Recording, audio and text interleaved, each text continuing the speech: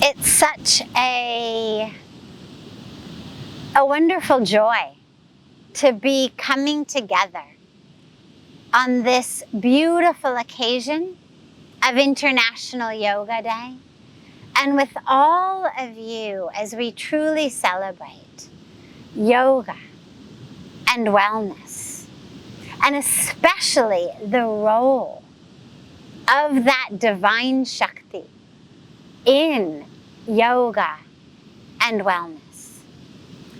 So first of all, when we think about yoga, a lot of times, tragically, especially these days, as things become more and more westernized and less in their traditional meaning, people think about yoga as something that keeps my body fit, something that keeps my waist slim and slender, something that keeps my blood sugar down, or my cholesterol down, or my weight down.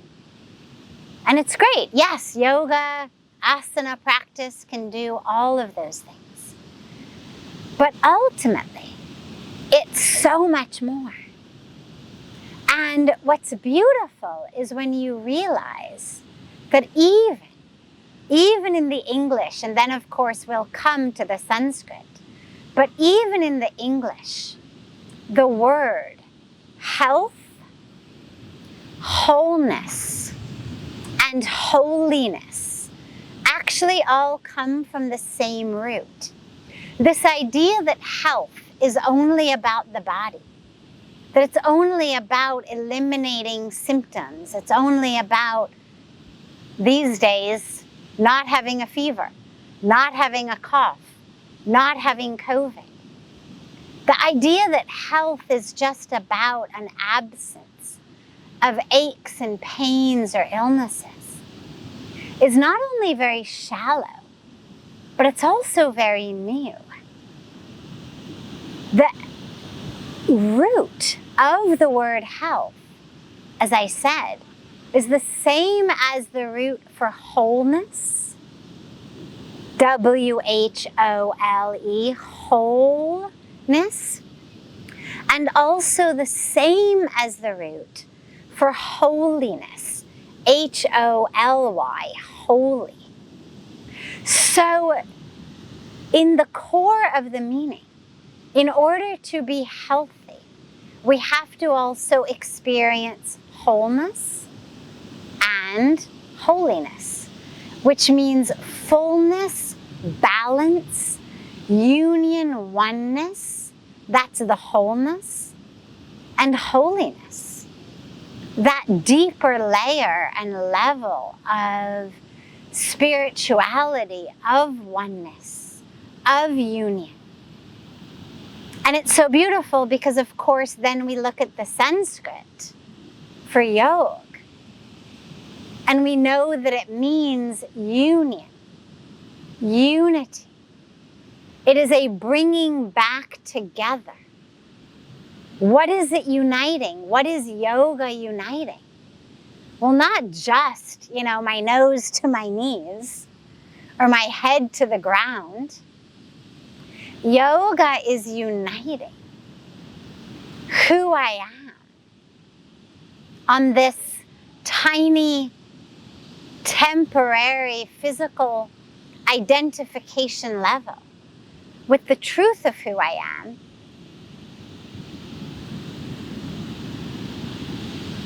which is infinite, which is consciousness, which is divinity, which is love, which is truth. And when we think about wellness, which of course is integrated again with wholeness, we realize the essentialness of our collective wholeness and our collective wellness. Because COVID made it very clear that in order for any of us to be healthy, we have to all be healthy. Unless we want to stay within the confines of the four walls of our own house. In order to go outside and to stay healthy, Well, it means our communities must be healthy. Our societies must be healthy. Our nations must be healthy. Otherwise, any of our health is very, very precarious, very tenuous, very insecure. And so that health of any of us requires a wholeness of the society, of the community, to also be healthy.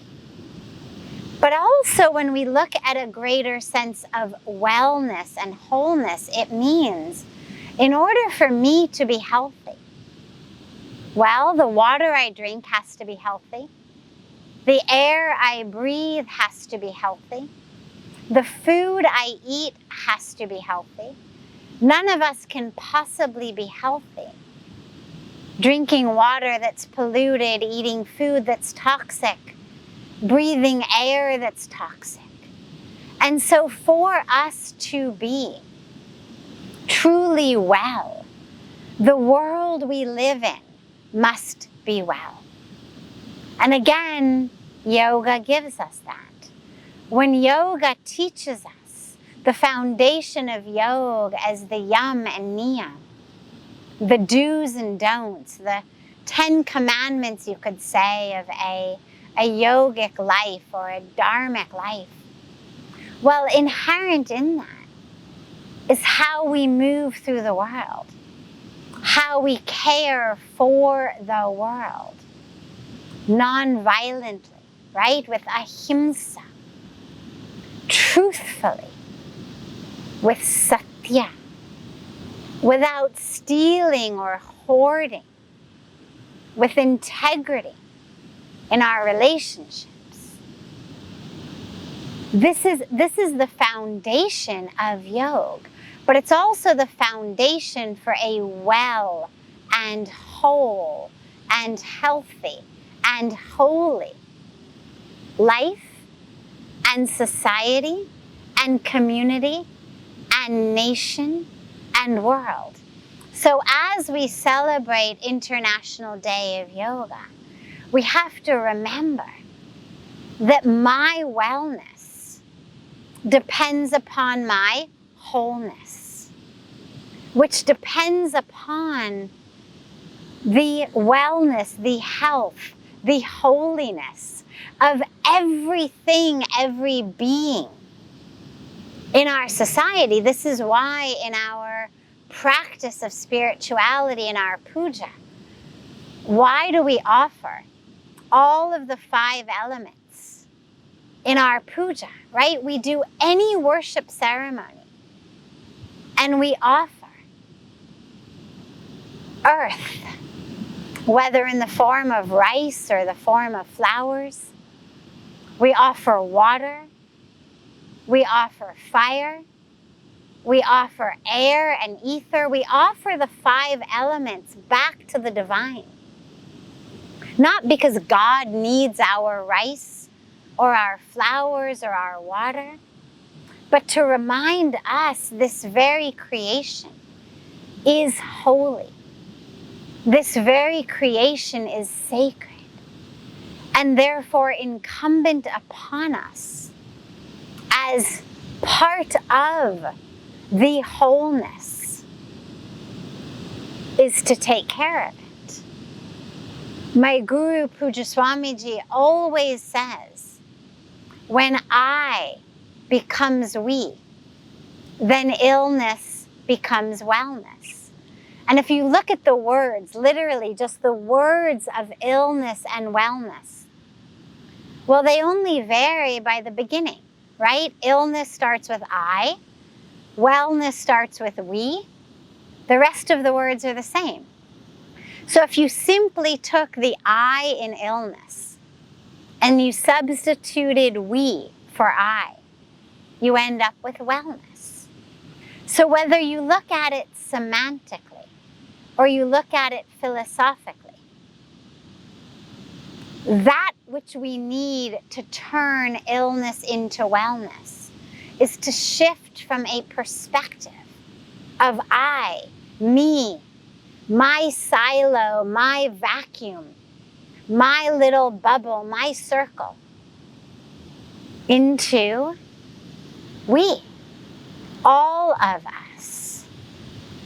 And when we do that, then we start to live yoga. Then it becomes not just what I do on my mat, but it actually becomes how I live in the world.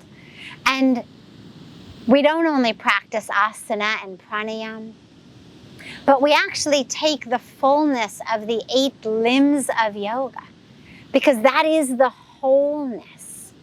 Sometimes we speak about a tree of yoga. Well, a tree has roots deep in the ground, but a tree grows from those roots into the earth.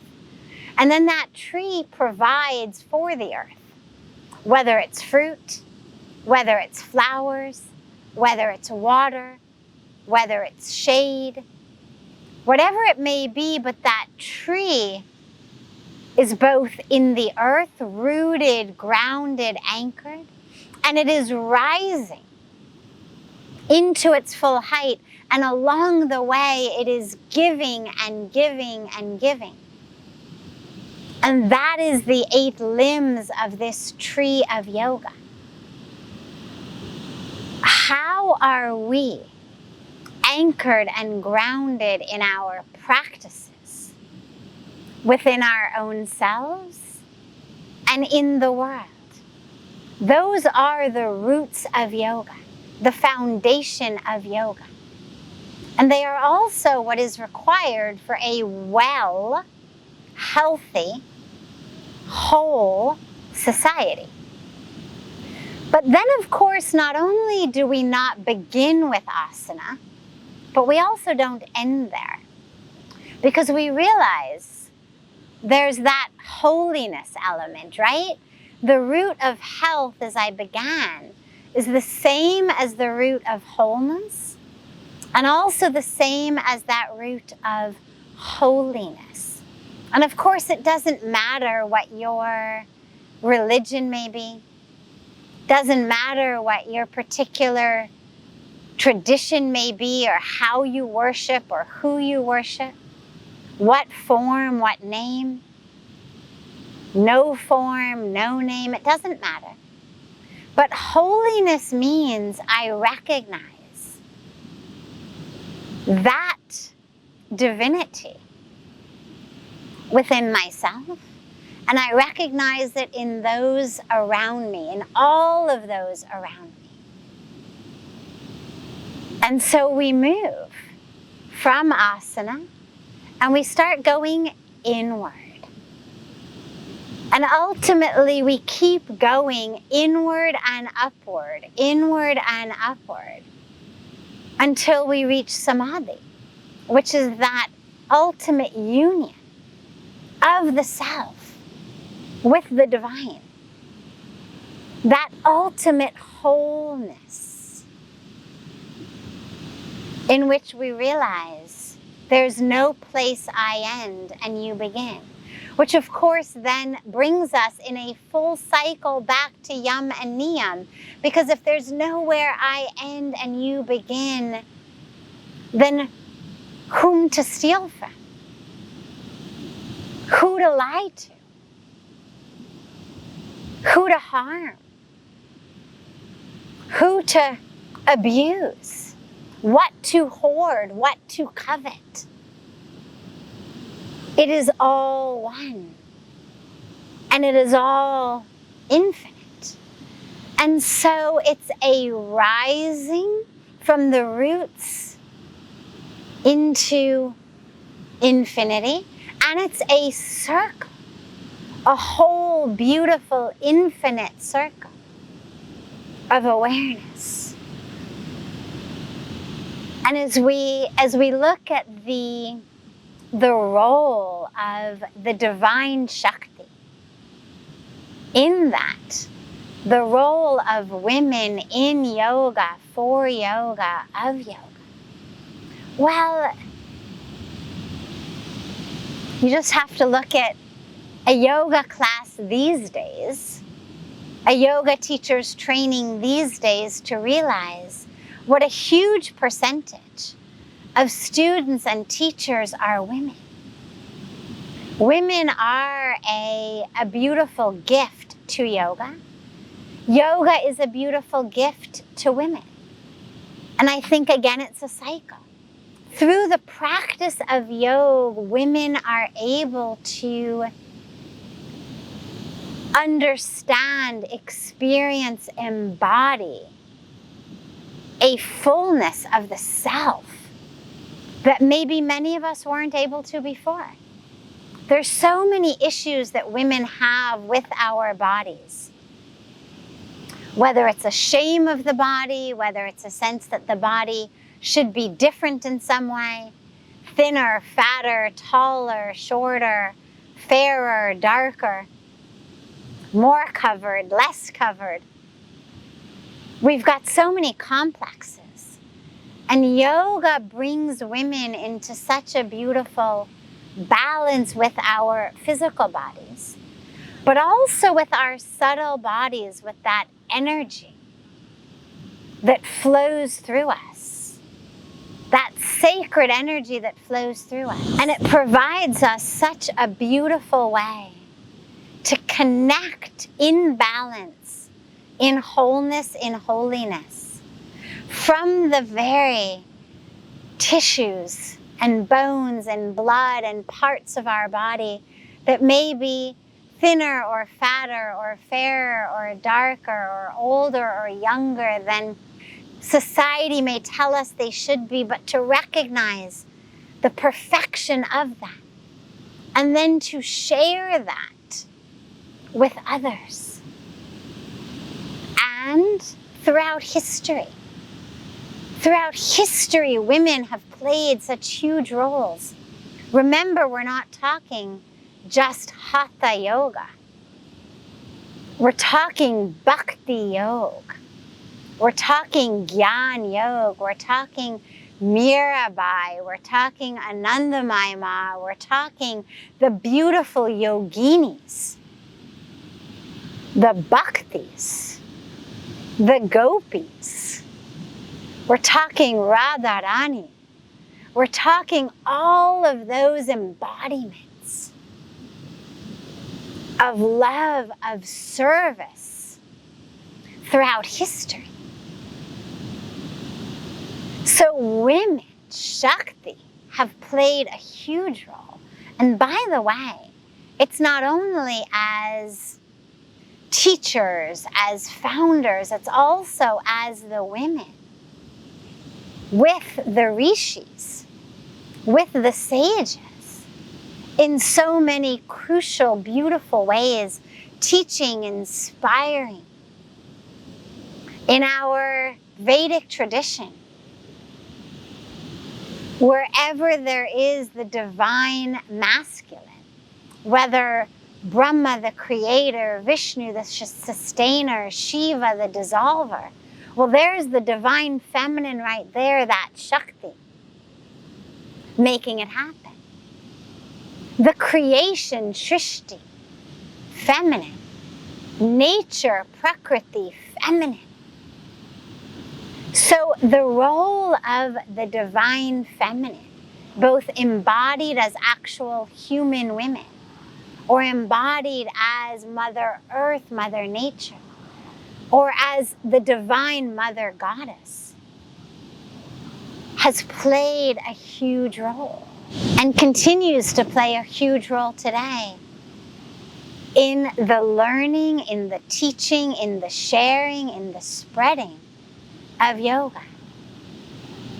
And even deeper than that, what I would say is yoga enables those even in male bodies to connect with that divine feminine inside themselves. So it's not just about the divine feminine Shakti in the bodies of those identifying as women.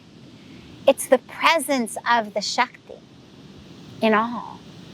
And ultimately that, the Shiva Shakti, the Purush Prakriti, is the ultimate yoga and is the ultimate wholeness, both within ourselves and in our societies and in our world, from the highest spiritual level to the most practical on the ground level.